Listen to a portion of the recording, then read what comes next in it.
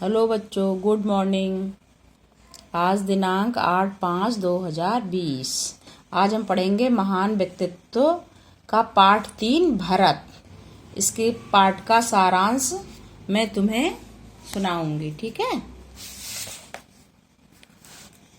राजा दशरथ के 4 पुत्र थे, राम, लक्ष्मण, भरत और शत्रुघ्न। भरत कैकेयी के पुत्र थे। राजा दशरथ कैकेयी से बहुत प्रेम करते थे तथा उनकी प्रत्येक बात को मानते थे।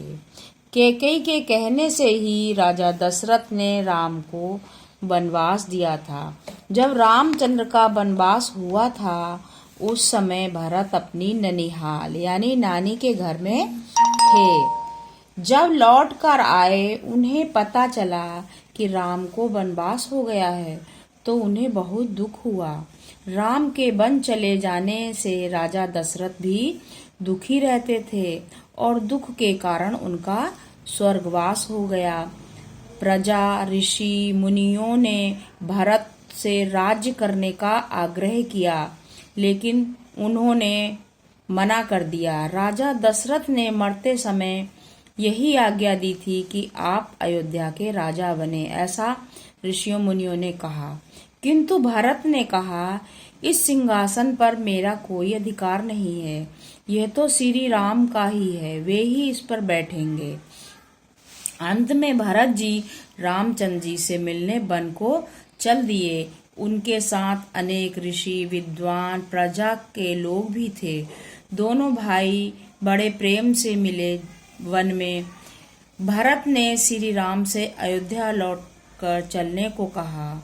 अन्य लोगों ने भी रामचंद्र जी से कहा और समझाया, किंतु उन्होंने कहा, पिताजी की आज्ञा का पालन मुझे करना है। अंत में जब श्री राम जी नहीं माने तो भरत ने यह आज्ञा मांगी कि मैं आपके नाम से राज्य करूंगा, सिंहासन पर आपकी खड़ाऊ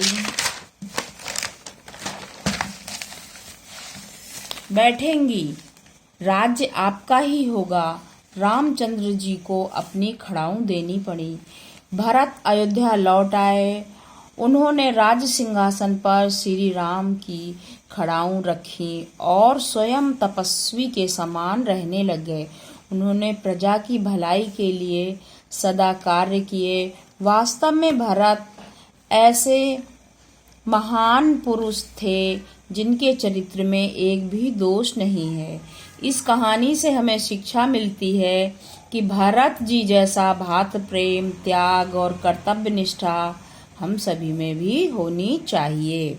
और आज का गृह कार्य है पाठ का सारांश लिखना और इन प्रश्नों के उत्तर लिखना। भरत कौन थे? पिता की मृत्यु के समय वे कहाँ थे? भरत ने अयोध्या के राज्य को क्यों ठुकरा दिया?